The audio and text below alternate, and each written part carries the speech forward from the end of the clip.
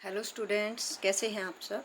आज इस वीडियो में हम करने वाले हैं कक्षा 4 की हिंदी की पाठ्य पुस्तक रिमझिम का पाठ दोस्त की पोशाक के अभ्यास के प्रश्नों के उत्तर।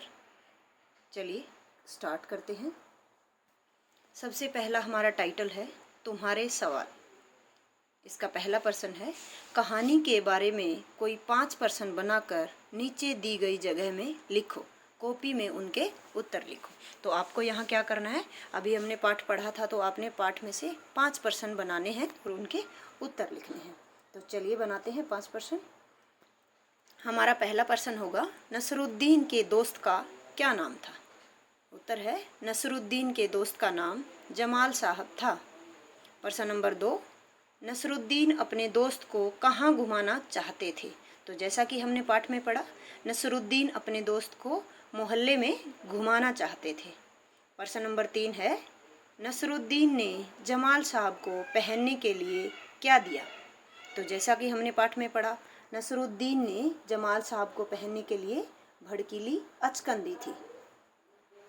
हमारा चौथा प्रश्न है, नसरुद्दीन के पड़ोसी का क्या नाम था। उत्तर है, नसरुद्दीन के पड़ोसी का नाम हुसैन साहब था। प्रश्न नंबर 5 है, घड़ों पानी पड़ना मुहावरे का क्या अर्थ है। तो घड़ों पानी पड़ना मुहावरे का अर्थ होता है शर्मिंदगी महसूस होना। अगला हमारा टाइटल है तुम्हारी बात। और चलिए प्रश्न करते हैं इसके भी हम। नसरुद्दीन और जमाल साहब बन ठन कर घूमने के लिए निकले। प्रश्न नंबर का है, तुम बन ठन कर कहाँ कहाँ जाते हो। तो जैसा कि आप सब बच्चों को पता है कि जब भी हमें कहीं दोस्त के घर, शादी में, पार्टी में, कहीं रिश्तेदारों के घर या बाज़ार में या कहीं बाहर घूमने के लिए जब जाना होता है तो हम लोग बन ठन कर जाते हैं।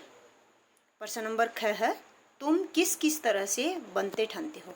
तो जैसा कि आप लोगों को ये सब तो पता ही है कि नहा धोकर, सुंदर कपड़े पहनकर, अच्छे से जूते पहनकर, बालों में कंघी करके, थोड़ा मेकअप करके हम लोग बन ठन कर जाते हैं।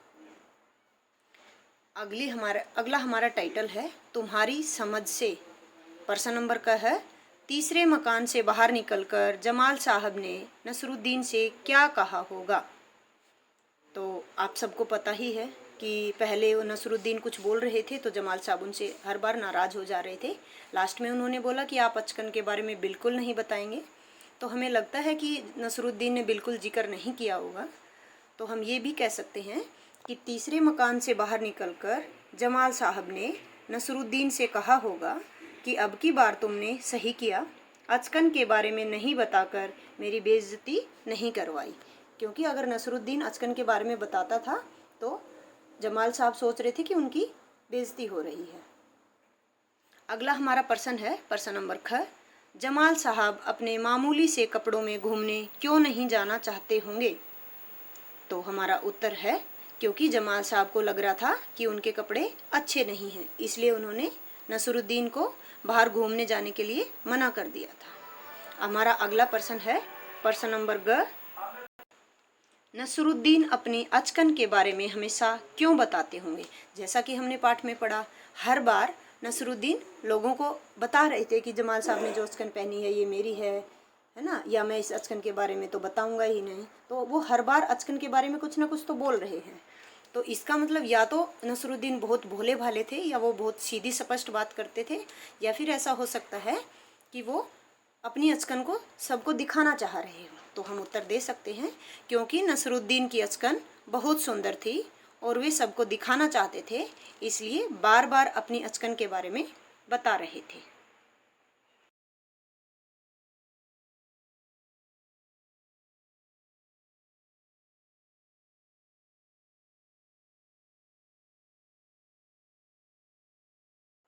बच्चों, अगर आपको यह वीडियो पसंद आई तो आप इसे लाइक करें और हमारे चैनल को सब्सक्राइब करें और घंटी के बटन को ज़रूर दबाएं ताकि आगे आने वाली वीडियो का नोटिफिकेशन आपको मिल सके। वीडियो को अंत तक देखने के लिए धन्यवाद।